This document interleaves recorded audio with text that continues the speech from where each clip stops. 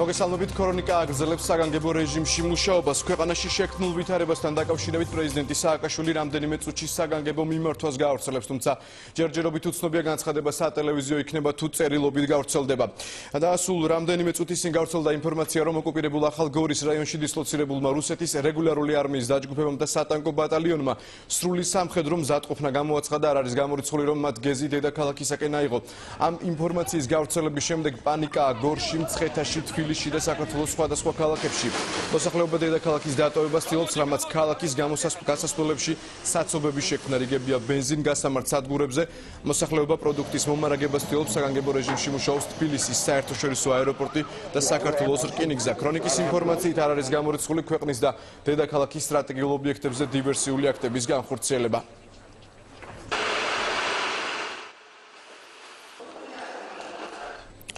თბილისში შეიარაღებული დაპირისპირებისას დაჭრილი მომიტინგეები უკვე მესამე დღეა მკურნალობის კურსს რესპუბლიკურ საავადმყოფოში გადიან. არეულობა ქალაქში 7 ივნისს მას შემდეგ დაიწყო, რაც არჩევნების შედეგების გაუქმების მოთხოვნით თბილისის ცენტრში შეკრებილ მიტინგზე ამ დრომდე დაუდგენელმა პირებმა მომიტინგეთა მისამართით ავტომატის ჯერით სროლა ატეხეს, რომლის დროსაც დაღუპულთა სამოქალაქო პანაშვიდი დღეს ქაშვეთის ტაძარში სრულდება.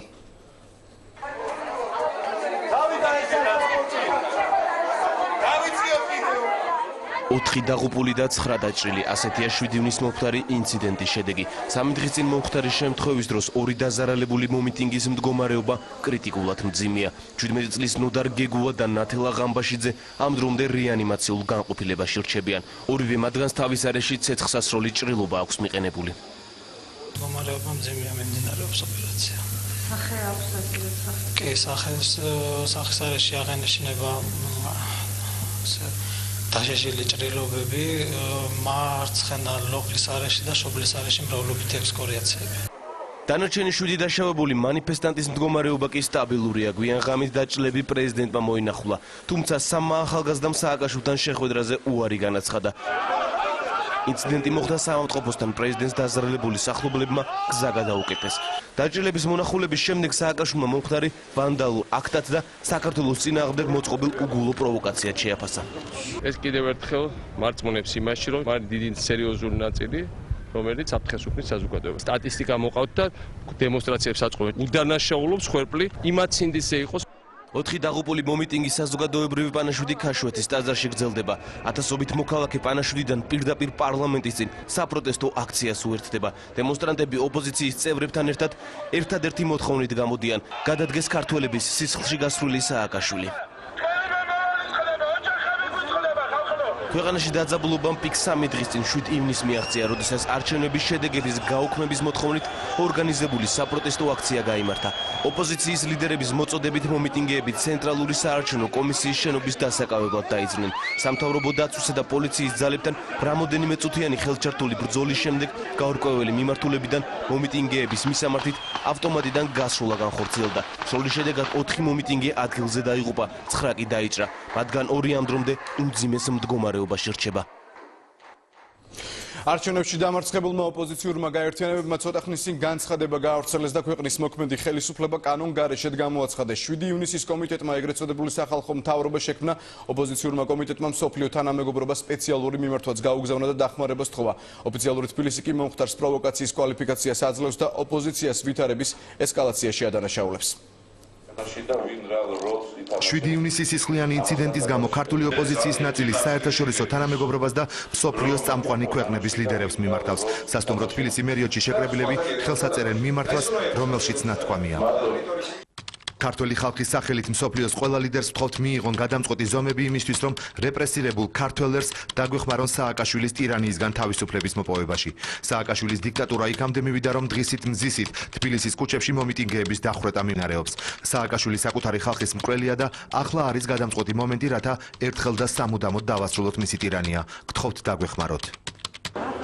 ოპოზიციის ნაწილის გავრცელებულ ამ მიმართვას რამდენიმე საათში ევროსტრუქტურები გამოეხმაურნენ.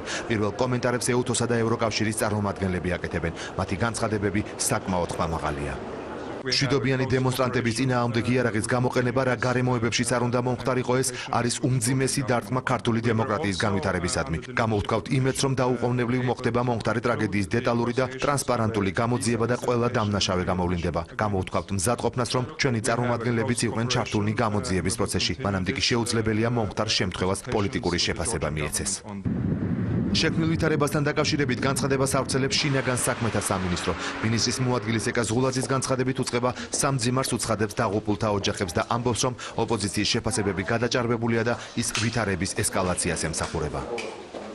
იმედს გამოვთქვამთ, რომ ჩვენი მედიკოსები მძიმე დაჭრილი მოქალაქეების სიცოცხლის გადარჩენას მოახერხებენ.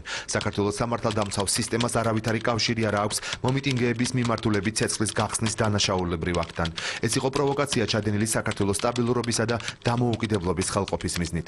შინაგან საქმეთა სამინისტრო აწარმოებს გამოძიებას და ყველაფერს აკეთებს, რათა უმოკლეს ვადებში გამოვლინდეს მართლმსაჯულების წინაშე წარსდგეს და კანონის სრული სიმტკიცით დაისაჯოს ყველა დამნაშავე, ვინც მონაწილეობა მიიღო უდანაშაულო მოქალაქეების სიცოცხლის ხელყოფის და ქვეყანაში პოლიტიკური ვითარების ესკალაციის მიზნით ჩადენილ ან უმძიმეს დანაშაულში. შინაგან საქმეთა სამინისტროსა და პრეზიდენტის განცხადებას ოპოზიციის ნაწილი დანაშაულის დაფარვის უსუსურ მცდელობად აფასებს და მთელ საქართველოს დაუმორჩილებობისკენ მოუწოდებს. და მე კიდევ ერთხელ შეგახსენებთ, რომ ოკუპირებულ ახალგორის რაიონში დისლოცირებული რუსეთის რეგულარული არმიის დაჯგუფებამ და სატანკო ბატალიონმა სრული სამხედრო მზადყოფნა გამოაცხადა. არ არის გამორიცხული, რომ მათ გეზი დედაქალაქისაკენ აიღონ. საგანგებო რეჟიმში მუშაობს თბილისის საერთაშორისო აეროპორტი და საქართველოს რკინიგზა. ქრონიკის ინფორმაციით არ არის გამორიცხული ქვეყნის და დედაქალაქის სტრატეგიულ ობიექტებზე დივერსიული აქტები განხორციელდეს.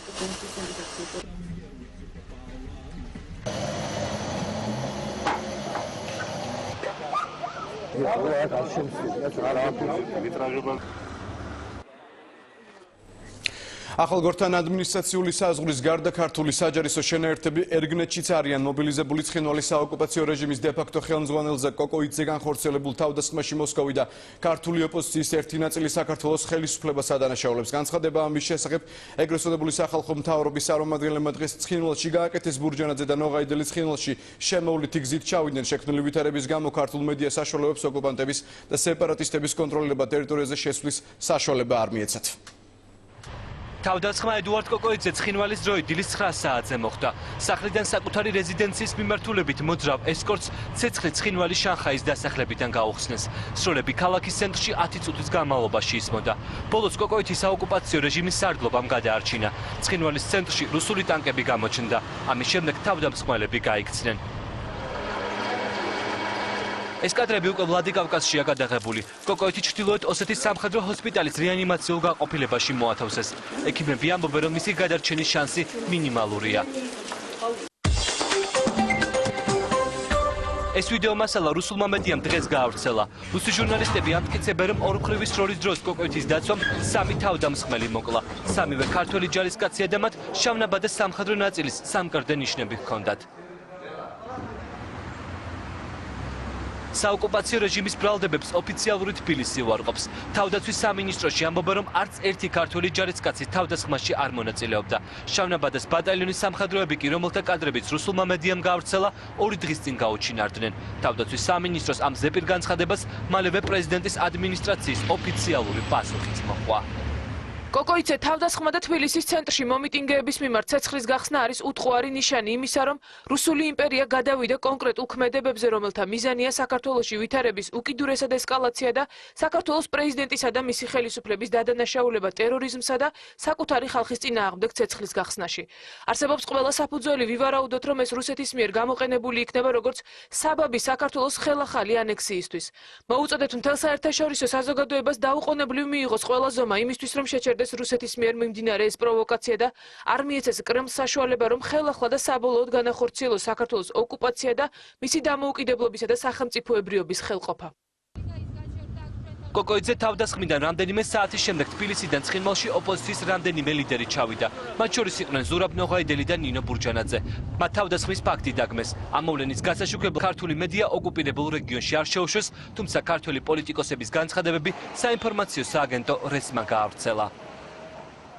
ჩვენი გზა არ არის ომი და ტერორი, ჩვენი გზა არის დიალოგი საქართველოს ერთიანობის აღსადგენად. სააკაშვილის დანაშაულებრივ მთავრობას ვაცხადებთ კანონგარეშედ და ქვეყნის უმძიმესი კრიზისიდან გამოყვანის მიზნით ვაყალიბებთ სახალხო მთავრობას, რომელიც პირველ რიგში მიზნად ისახავს ჩვენს აფხაზ და ოს მოძმეერებთან სააკაშვილის კრიმინალური ტირანიის მიერ დანგრეული ურთიერთობების აღდგენას. მზად ვართ დავიწყოთ დიდი სახალხო მოლაპარაკება აფხაზ, ოს და ქართულ ხალხს შორის, რათა ერთხელ და სამუდამოდ გადავლახოთ უპასუხისმგებლო ხელისუფლების მიერ ჩადენილი დანაშაულებების შედეგად გაჩენილი დაპირისპირება ჩვენს ხალხებს შორის. ცხინვალში ჩასული ლიდერების ამ საგანგებო განცხადებას მალევე ოპოზიციის ერთმა ნაწილმა მხარი თბილისშიც დაუჭირა.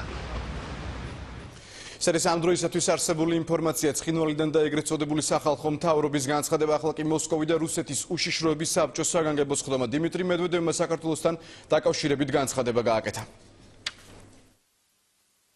სააკაშვილი დღეს არა მარტო პოლიტიკური გვამი, არამედ საერთაშორისო დამნაშავეა. პირდაპირ ვიტყვი, იგი საერთაშორისო ტერორისტია. გარდა იმისა, რომ იგი უკვე მრავალი თვის განმავლობაში თანამშრომლობს ალ-კაიდასა და სხვა ისლამურ ფუნდამენტალისტურ ტერორისტულ ორგანიზაციებთან და ხელს უწყობს ჩრდილოეთ კავკასიაში ვითარების დაძაბულს და ტერორიზმის ესკალაციას, ამის ყველა დამადასტურებელი მასალა გაგვაჩნია. იგი ახლა გადავიდა ტერორზე სამხრეთ ოსეთისა და საკუთარი ხალხის წინააღმდეგ. სააკაშვილი როგორც საერთაშორისო დამნაშავე უნდა იქნას შეჩერებული, თორემ ის საფრთხეს უქმნის მთელ რეგიონს და პირველ რიგში ქართულ ხალხსა და საქართველოს. ჩვენ რეაგირების გარეშე ვერ დავტოვებთ იმას, რაც საქართველოსა და სამხრეთ ოსეთში ახლა ხდება. მე ვავალებ მთავრობას, რომ უმოკლეს ვადებში მოამზადოს და წარმომიდგინოს ჩვენი მოქმედების გეგმა, რომლის მიზანი იქნება სააკაშვილისგან მომდინარე საფრთხის ნეიტრალიზაცია. საფრთხისა, რომელიც უპირველეს ყოვლისა ემუქრება მისი ტირანიის ქვეშ მყოფ მშვიდობის მოყარე ჩვენ მოძმე ქართველებს. დააკლავ ოკუპირებული ტერიტორიები ეგრეთ წოდებული სახალხო მთავრობის ცხინვალში გაკეთებულ განცხადებებს სოხუმის რეჟიმი ეხმაურება ბაღებში მზად არის რუსეთის მყარი გარანტიების ქვეშ საქართველოსთან კონფედერაციულ მოწყობას დათანხმდეს. ახალი რუსული მოდელის განსახილვად ცხინვალში მოსკოვიდან ევგენი პრიმაკომის საგანგებო რეისით ჩაფრინდა ეგრეთ წოდებული სახალხო მთავრობამ ორი განაცხადა ნატოში ინტეგრირებაზე და საქართველოს ნეიტრალურ ქვეყანად გამოაცხადა. ეს არის საქართველოს დროებითი მთავრობის პირველი აქტი, რომელიც ცხინვალში გამოიცა. დოკუმენტი საქართველოს ნეიტრალიტეტის შესახებ. საქართველო არის ნეიტრალური სახელმწიფო და ის აღარ ისწრაფვის არც ერთ სამხედრო პოლიტიკურ ალიანსში, უპირველესად ნატოში. საქართველო ესწრაფვის პარტნიორობასა და თანამშრომლობას ყველა ქვეყანასთან, განსაკუთრებით კი მეზობელ ქვეყნებთან, პირველ რიგში კი რუსეთთან. ეს კი ის დოკუმენტია, რომელიც ქვეყნის ოპოზიციამ სოხუმთან და ცხინვალთან გააფორმა. მისი ძალაში შესვლის შემდეგ ქართულ-აფხაზურ-ოსური კონფედერაცია იქმნება. ქართველი პოლიტიკოსები, რომლებმაც დოკუმენტს ხელი მოაწერეს, უკვე მუშაობენ საოკუპაციო რეჟიმთან უფლებამოსილების გამიჯვნაზე. კონფედერაციის გარანტორი რუსეთია. კონფედერაციული კავშირის შექმნას უკვე გამოეხმაურა აფხაზეთის დე-ფაქტო მთავრობა. შექმნილი უმძიმესი მდგომარეობიდან გამოსავალი ქართულ ხალხთან ერთად უნდა მოვძებნოთ. სააკაშვილის და მისი რეჟიმის გარეშე ჩვენ მივესალმებით ქართული ოპოზიციის მოწოდებას, რომ შევხვდეთ და განვიხილოთ ჩვენი მომავალი ურთიერთობები რუსეთის მყარი პოლიტიკური გარანტიის ქვეშ. სააკაშვილის ტირანია თანაბრად ემუქრება აფხაზ, ოს და ქართველ ერებს. მისგან გათავისუფლებით ჩვენ ვუზრუნველყოფთ ჩანს ჩვენი კეთილმეზობლური და ძმური განვითარებისთვის. ცხინვალის შეთანხმება საქართველოს გაერთიანებისკენ გადადგმულ ნაბიჯად შეაფასეს ქართული ოპოზიციის ლიდერებმა, რომლებიც საკუთარ თავს დროებით მთავრობას უწოდებენ. ქართული ოპოზიციის განცხადებები რუსულმა სააგენტოებმა გაავრცელეს. სააკაშვილმა ამდენი ხანი ანგრია საქართველო. ჩვენ ახლა დავიწყეთ მისი შენება. 1991 წლის შემდეგ პირველად გადაიდგა ნაბიჯი საქართველოს გაერთიანებისკენ და ჩვენს ქვეყანაში მშვიდობისა და კეთილდღეობისათვის საჭირო გარემოს უზრუნველყოფისთვის. რაც ჩვენ შეგვიძლია არის რეალური საქმე საქართველოს უკეთესი ხვალინდელი დღისათვის. ქვეყნის ეკონომიკური განვითარების უზრუნველსაყოფად გასაკეთებელი ჯერ ძალიან ბევრია. ძალიან ბევრია საჭირო იმისთვის, რომ მშვიდობითა და თანამშრომლობით გავაერთიანოთ ქვეყანა. მაგრამ თანამდებობით შეგვიძლია ვთქვათ, რომ ეს პროცესი უკვე დაიწყო და დაიწყო ძალიან კარგად. ხელებს მივამტრევთ ყველას, ვინც ამ პროცესის შეჩერება შეეცდება, პირველ რიგში სააკაშვილს. ცხინვალის შემდეგ მოლაპარაკებების ადგილი აფხაზეთია. დიდ სახალხო მოლაპარაკებას აფხაზებთან და ოსებთან ოპოზიციის ლიდერები ნინო ბურჯანაძე, ზურაბ ნოღაიდელი, ლევან გაჩეჩილაძე, კობა დავითაშვილი, ზვიად ძიძიგური, კახა კუკავა და გოგა ხაინდრავა აწარმოებენ. ცხინვალში არ წასულა ირაკლი ალასანია. ოპოზიციის მოლაპარაკებებს აფხაზეთსა და ცხინვალში მკაცრი შეფასებები მოყვა თბილისში. საქართველოში სამწუხაროდ ერთი რამ ხდება, რომ მოღალატეს არ ქვია მოღალატე და მტერს არ ქვია მტერ. ის ხალხი, ვინც პუტინს ესაუბრება როგორც მეგობარს, როგორც ფარვალს და ახმოვანებს რუსულ პოზიციებს, სულან ისინი არიან საქართველოს მოღალატეები. ის რომ ესეთი პოლიტიკოსები არსებობენ, მეტყველებს არა მხოლოდ მათზე, არამედ იმაზე, რომ ჩვენი საზოგადოება არის ჯერჯერობით ავად. ამ ავადმყოფობას მე დავარქმევდი წითელას, რაც ნიშნავს ნოსტალგიას იმ დროზე, როდესაც სახელმწიფოებრიობა არ გაგვაჩნდა, ან ეს იყო სიმბოლური. ქართულ-აფხაზურ-ოსური მოლაპარაკებების მოდერატორი ამჯერადაც რუსული მხარეა. მოსკოვიდან ცხინვალში საგანგებო მისით ევგენი პრიმაკოვი ჩავიდა. ქვეყნის ეგრეთ წოდებული ახალი მთავრობა ახლა ვალდებულია ყველა პოლიტიკური გადაწყვეტილება კრემლის ემისარს და მოსკოვს შეუთანხმოს. და ამე კიდევ ერთხელ შეგახსენებთ, რომ ქვეყანაში შექმნილ ვითარებასთან დაკავშირებით პრეზიდენტი სააკაშვილი საგანგებო განცხადებას გააკეთებს. თბილისში ელოდებიან პრეზიდენტ ობამას და ევროკავშირის ქვეყნების მეთაურთა განცხადებებსაც. საგარეო საქმეთა სამინისტროში კი დღეს საქართველოში აკრედიტებული ელჩები იმყოფებოდნენ. დღესვე პრეზიდენტის ადმინისტრაციაში დაადასტურეს ინფორმაცია, რომ სააკაშვილი ტელეფონით ამერიკის ვიცე-პრეზიდენტს ჯოზეფ ბაიდენს და ბრიტანეთის პრემიერ-მინისტრს გორდონ ბრაუნს ესაუბრა. დიპლომატები საგარეო უწყებასთან დღის 10 საათზე გამოჩნდნენ. მოსალოდნელ რუსულ ინტერვენციაზე ელჩებს საგარეო საქმეთა სამინისტროში შეხვედრის დაწყებამდე კომენტარი არ გაუკეთებიათ. გრიგოლ ვაშაძემ ქვეყანაში აკრედიტებულ ელჩებს დახურულ კარს მიღმა ქვეყანაში შექმნილი ვითარება გააცნო და რუსული არმიის მობილიზაციის დამადასტურებელი ფოტო და ვიდეო მასალა წარუდგინა. შეხვედრის დასრულების შემდეგ ვაშაძემ მედიისთვის მოსალოდნელ აგრესიაზე მოკლე კომენტარი გააკეთა. ფერი ნაწილი საქართველოს ტერიტორიის არის ოკუპირებული, ოკუპანტი არის რუსეთი და რუსეთი თვით გამოცხადებულ საზღვრებზე აყენებს თავის საოკუპაციო ჯარის ნაწილებს. შეხვედრის დასრულების შემდეგ დიპლომატები ჟურნალისტებთან მოკლე განცხადებებით შემოიფარგლენ. შექმნილ ვითარებასთან დაკავშირებით ელჩებმა შეშფოთება გამოხატეს და განაცხადეს, რომ დაუყოვნებლივ ჩააყენებდნენ საქმის კურსში საკუთარ მთავრობებს. ჩვენ შევხვდით ბატონ ვაშაძეს, სადაც განვიხილეთ შექმნილი სიტუაცია. მდგომარეობა საკმაოდ მძიმე და საგანგაშოა. ჩვენ აუცილებლად ჩავაყენებთ საქმის კურსში ჩვენ მთავრობებს. საგარეო საქმეთა მინისტრმა წარმოგვიდგინა ვიდეო და ფოტომასალა, სადაც რუსული არმიის მობილიზაციაა ასახული. ვფიქრობ, რუსეთი არ გადადგამს სამნაბის და არ დაარღვევს საერთაშორისო ნორმებს. ჩვენ ვაღიარებთ თქვენი ქვეყნის ტერიტორიულ მთლიანობასა და სუვერენიტეტს. არც ერთ ქვეყანას არ აქვს უფლება ჩაერიოს თქვენს შიდა საქმეებში. ჩვენ ყველაფერს გავაკეთებთ, რომ ვითარება თქვენს ქვეყანაში კიდევ უფრო არ დაიძაბოს. საქართველოში შექმნილ ვითარებასთან დაკავშირებით საგანგებო განცხადება გაკეთდა ბრიუსელში. ევროკავშირი მოუწოდებს მხარეებს არ დაუშვან სამხედრო ესკალაცია და დასხდნენ მოლაპარაკების მაგიდასთან. ბრიუსელი ასევე მოუწოდებს საქართველოს ხელისუფლებას და პოლიტიკურ პარტიებს ქვეყნის შიგნით არსებული პოლიტიკური კრიზისი მშვიდობიანი მეთოდებით მოაგვარონ. საქართველოში შექმნილი დაძაბულობა პიკს აღწევს. მოსალოდნელია ვითარების ესკალაცია, რასაც ევროკავშირი სასტიკად გმობს. მხარეებს მოვუწოდებთ თავი შეიკავონ ძალადობისგან და ყველაფერი მშვიდობიანი გზით გადაწყვიტონ. საგარეო საქმეთა სამინისტროდან შეერთებული შტატების და ბრიტანეთის ელჩები ავლაბარში პრეზიდენტის სასახლეში გაემგზავრნენ, სადაც დიპლომატებს და პრეზიდენტს შორის დახურულ კარს მიღმა შეხვედრა თითქმის 1 საათს გაგრძელდა. დიპლომატებმა ავლაბრის რეზიდენცია უკომენტაროდ დატოვეს. დღესვე სატელეფონო საუბარი შედგა შეერთებული შტატების ვიცე-პრეზიდენტ ჯო ბაიდენსა და მიხეილ სააკაშვილს შორის. პრეზიდენტის ადმინისტრაციის და თეთრი სახლის ინფორმაციით, ვაშინგტონი საქართველოს ხელისუფლებას სრულ მხარდაჭერას უცხადებს. ამერიკა გააკეთებს ყველაფერს, რათა არ დაეშვას რუსული აგრესიის განმეორება. ვაშინგტონი გამოიყენებს რუსეთზე ზემოქმედების ყველა დიპლომატიურ საშუალებას, რათა რუსეთის ხელმძღვანელობამ ხელი აიღოს საქართველოს სუვერენიტეტის ხელყოფის გეგმაზე. სატელეფონო საუბარი შედგა გორდონ ბრაუნთანაც. ლონდონი კვლავ ადასტურებს, რომ ის მხარს უჭერს საქართველოს ტერიტორიულ მთლიანობას და მოუწოდებს რუსეთს თავი შეიკავოს სამხედრო აგრესიისგან. დიდი ბრიტანეთი ბოლომდე ერთგული დარჩება საქართველოს ტერიტორიული მთლიანობის პრინციპებისადმი და არასდროს შეეგუება მისი სუვერენიტეტის ხელყოფის მცდელობას.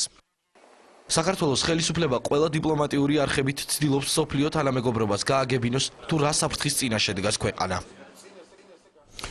და სულ ცოტა ხნის წინ საინფორმაციო სააგენტოებით გავრცელდა ინფორმაცია, რომ სამხედრო მობილიზაცია გამოცხადდა ჩრდილო კავკასიის ყველა სამხედრო შენაერთსა და რუსეთის შინაგან საქმეთა სამინისტროს ზალებში. საბრძოლო მზადყოფნაშია რუსული არმიის ნაწილები. სომხეთში რუსული მილიცია ჩრდილო კავკასიაში ყაზარმულ რეჟიმზეა გადასული. დაიწყო სამხედრო წვრთნები, რომელთა მიზანია ახალი რუსული შეიარაღების ადაპტირება. ასევე ამ წუთისათვის უკვე შეიძლება დავადასტუროთ, რომ მობილიზებულია ქართული არმია. მიმდინარეობს თბილისის საფორტიფიკაციო ნაგებობების გამაგრება. საქართველოს სხვადასხვა რეგიონებში რეგიონიდან ხდება ქართული არმიის შენაერთების და მძიმე ტექნიკის თბილისის მიმართულებით პერედის ლოკაცია. თავდაცვის მინისტროში მიმდინარე გადაადგილების შესახებ კომენტარს ჯერჯერობით არ აკეთებენ.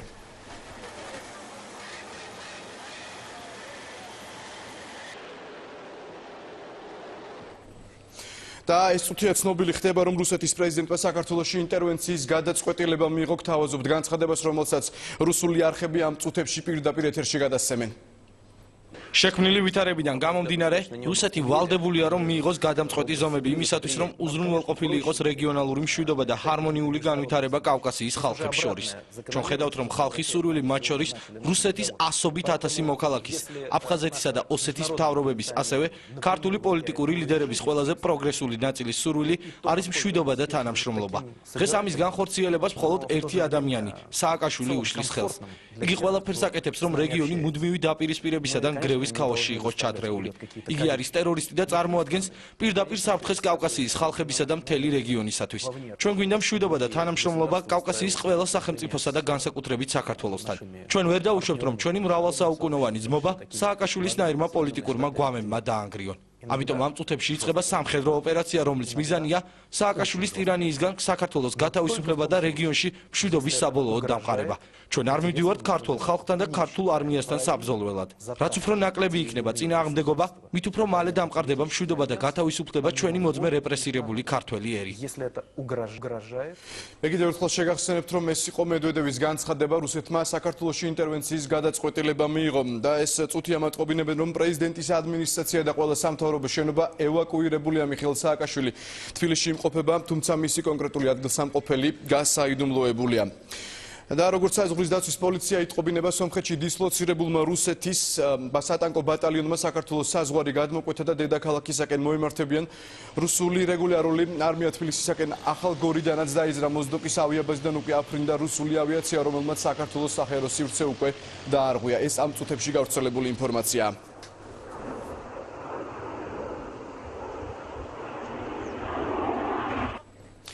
საქართველოში ინტერვენციის შესახებ გადაწყვეტილების მიღების შემდეგ მოსკოვში განცხადებები გაკეთდა, როგორც მოსალოდნელი იყო ანტიქართულად განწყობილმა პოლიტიკოსებმა მედვედევის გადაწყვეტილება მოიწონეს, თუმცა მოსკოვში დღეს საქართველოს დამცველი განცხადებებიც გაკეთდა.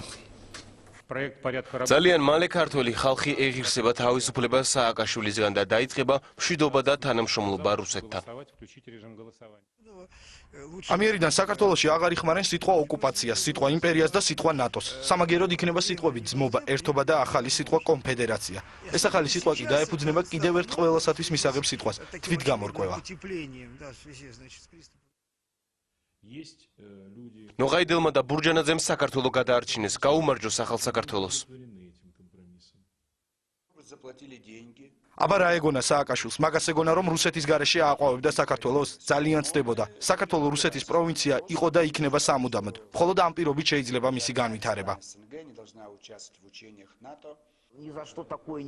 ის რაც საქართველოში ხდება 1921 წლის გამეორება. ეს არის რუსეთის მიერ ჩადენილი დანაშაული კაცობრიობის წინააღმდეგ, რის გამოც რუსეთი უნდა დასაჯოს მსოფლიომ. იგი უნდა გარიცხონ ყველა საერთაშორისო ორგანიზაციიდან და უნდა მოაქციონ სრულ ბლოკადაში. რუსეთი დიდი ხანი გეგმავდა საქართველოს წინააღმდეგ ამ საშინელებას და მიაღწია იმას, რაც უნდოდა. მთელი რუსული სახელმწიფო მანქანა მიმართული იყო საქართველოს დასასჯელად, რადგან მან დემოკრატიის გზა აირჩია და პატარა საქართველომ ვეღარ გაუძლო.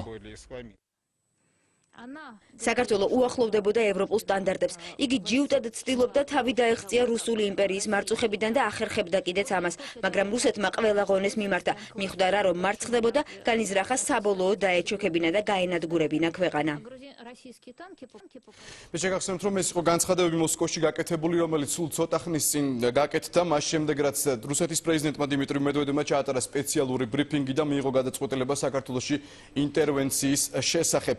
და უახლესი ინფორმაცია, რომელიც ეგრეთ წოდებულმა სახალხო მთავრობამ მოგვაწოდა საქართველოს სხვადასხვა სამხედრო ბაზებიდან თბილისისკენ მომავალი საქართველოს შეიარაღებული ძალების და მძიმე ტექნიკის კოლონიას 3 ბატალიონი გამოეყო. მათ უარი განაცხადეს თბილისში სააკაშვილის დანაშაულებრივი რეჟიმის დასაცავად ჩამოსვლაზე ათავდნენ მძიმე ტექნიკის ერთეულითა და რამდენიმე საარტილერიო დანადგარით მათ ტრასიდან გორისკენ გადაუხვიეს და განაცხადეს, რომ ამიერიდან სახალხო მთავრობას ემორჩილებიან, მათ გორში დაელოდებიან და მათთან ერთად გააგრძელებენ ბრძოლას. საქართველოს სააკაშვილისაგან გასათავისუფლებლად. სახალხო მთავრობის წევრები ცხინვალიდან გორში დაბრუნდნენ და მიესალმნენ მათ დაქვემდებარებაში გადასულ ჩენაერთებს. მათთან მიცემების დროს ბურჯანაძემ მათ მადლობა გადაუხადა ამ პატრიოტული არჩევანისათვის და მოუწოდა მთელ შეიარაღებულ ძალებს აღარ მიიღონ მონაწილეობა სააკაშვილის ავანტიურაში, რომლის მიზანია მხოლოდ მისი სკამის გადარჩენა, ხოლო ქვეყანას განადგურებით და დიდი სისხლისღვრით ემუქრება.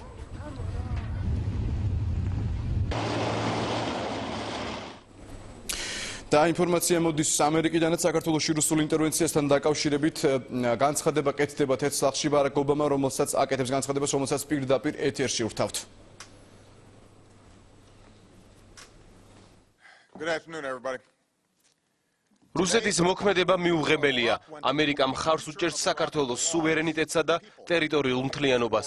ამ მოქმედებით რუსეთი საკუთარ თავს უქმნის საერთაშორისო იზოლაციის რეალურ საფრთხეს. კატეგორიულად მოუწოდებთ მოსკოვს დაუყოვნებლივ შეაჩეროს სამხედრო კამპანია სუვერენული მეზობლის წინააღმდეგ. ეს ობამას განცხადება, რომელმაც მოსკოვის სამხედრო კამპანიის შეჩერებისკენ მოუწოდა, ჰილარი კლინტონი კი მოსკოვში გაემგზავრა მედვედევ პუტინთან შესახვედრად უკვე ჩავიდა პრეზიდენტი სარკოზი, რომელსაც ამ დრომდე კომენტარი ჯერჯერობით არ გაუკეთებია. და ცოტა ხნის წინ პოლონეთის, ბალტიის, სპირეთისა და ჩეხეთის ლიდერებმა განაცხადეს, რომ ამ უძიმეს წუთებში საქართველოს სჭირდება თანადგომა, რადგან ახალი მსოფლიო წესრიგის ბედი დღეს საქართველოში წყდება. თუ საქართველოს დავთმობთ, რუსეთი ხვალ ჩვენ გამოგვადგება.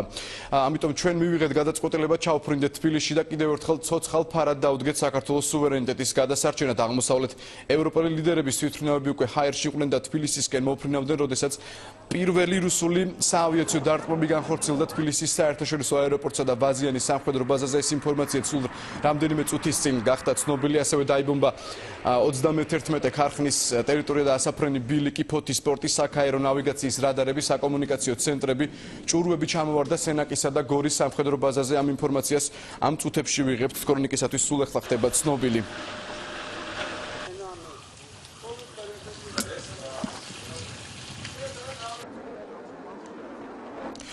და ეს წუთი ვრცელდება პრეზიდენტის წერილობითი მიმართვა ქართველი ერისადმი. დანო და ძმანო, ჩვენი ქვეყანა დიდ განსაცდელშია, ჩვენს დამოუკიდებლობას ისევე ემუქრება დაუნდობელი იმპერია. ახლა არის დრო ყველა ქართველმა ვიგრძნოთ თუ როგორ ვჭირდებით სამშობლოს. ჩვენი დიდი წინაპრები უფრო დიდ განსაცდელებში ახერხებდნენ სამშობლოს დაცვას. ჩვენს ქვეყანას უფრო დიდი სირთულეებიც გადაულახავს. ამჯერადაც შევძლებთ გამარჯვებას, ჩვენ ვერაფერი გაგვტეხს. ჩვენ არ დავნებდებით. დიახ, არსებობენ მოღალატე ქართველებიც, მაგრამ მათი ღალატი ვერაფერს დააკლებს პატრიოტი, თავდადებული, ამაყი ქართველების მრავალმილიონიან არმიას. რუსეთი ვეღარ შეძლებს საბჭოთა კავშირის აღდგენას 21 საუკუნეში. რუსეთის მცდელობა განწირულია კრახისთვის. თავარია ჩვენ ახლა არ დავნებდეთ და გავუძლოთ მათ შემოტევას. მთელი მსოფლიო ჩვენს გვერდითაა, უსამართლობა ვერ იზეიმებს. ჩვენ განზრახული გვაქვს, რომ არც ერთი ნაბიჯი უკან არ გადავდგათ. ვიბრძოლოთ ბოლომდე, ყველა ქუჩისა და ყველა სახლისთვის. მე არ დავტოვებ თბილისს და თქვენთან ერთად ვიბრძოლებ, მანამ სანამ მტერი არ იქნება აქედან გაძევებული. ჩვენ ვაჩვენებთ მტერს, რომ საქართველოსთვის გულის ამოგლეჯვა შეუძლებელია, რომ ქართველი ერი დაუმარცხებელია. ამიტომ მოუწოდებ ყველა პატრიოტ ქართველს დადგეს ქართულ არმიასთან ერთად თავისუფლების და ღირსების დასაცავად, რათა მთავარ მტერს არ დავუთმოთ ჩვენი სახლები, ოჯახები და შვილების მომავალი. ღმერთი იყოს ჩვენი სამშობლოს, საქართველოს მფარველი და ჩვენი შემწე ამ ბოროტებასთან ბრძოლაში. და საქართველოს პრეზიდენტის ამ განცხადების პარალელურად მემატყობინებენ სენსაციურ ინფორმაციას. ნოღაიდელის პრესსამსახური ავრცელებს ამ სენსაციურ ინფორმაციას და ამტკიცებს, რომ პრეზიდენტი სააკაშვილი უკვე მოკლულია. ამ წუთისათვის ჩვენთვის შეუძლებელია დავადასტუროთ ან უარყოთ ეს ინფორმაცია, რადგან პრეზიდენტის ადგილსამყოფელი მკაცრად გასაიდუმლოებულია. თუმცა პრეზიდენტის გარემოცვა მიატა ქვეშეთიდან გაავრცელა ვიდეო კადრები, სადაც მანანა მანჯგალაძე ადასტურებს, რომ პრეზიდენტი უნებელია და განაგრძობს საქართველოს დაცვის ხელმძღვანელობას.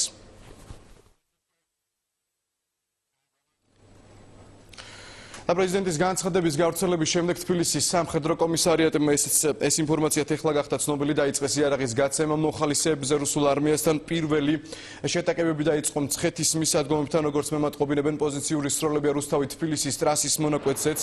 ჰოსპიტალებმა დაიწყეს პირველი დაჭრილი და დაღუპული ჯარისკაცების მიღება. სახალხო მთავრობისა და ნოღაიდელის პრესსამსახური კი ავრცელებს ინფორმაციას, როგორც გითხარით, რომ პრეზიდენტი სააკაშვილი მოკლულია, თუმცა იატაკქვეშეთში მოქმედი საქართველოს წინააღმდეგობის შტაბი ამ ინფორმაციას უარყოფს და მე უნდა გითხრათ, რომ ეს არის ბოლო ინფორმაცია ამ წუთისათვის, რაც შეგვიძლია გადმოგცეთ. თბილისზე, როგორც ხედავთ, ტოტალური შეტევა ხორციელდება, თუმცა აუცილებლად უნდა აღვნიშნოთ, რომ ამ დროს მთელი მსოფლიო მუნდიალის გახსნა ზეიმობს და მე უნდა გითხრათ, რომ ჩვენ ვცდილობთ გავაგრძელებთ საგანგებო რეჟიმში მუშაობას, თუმცა შეუძლებთ თუ არა ეთერში გასვლა, ამის თქმა ძალზედ გვიჭირს.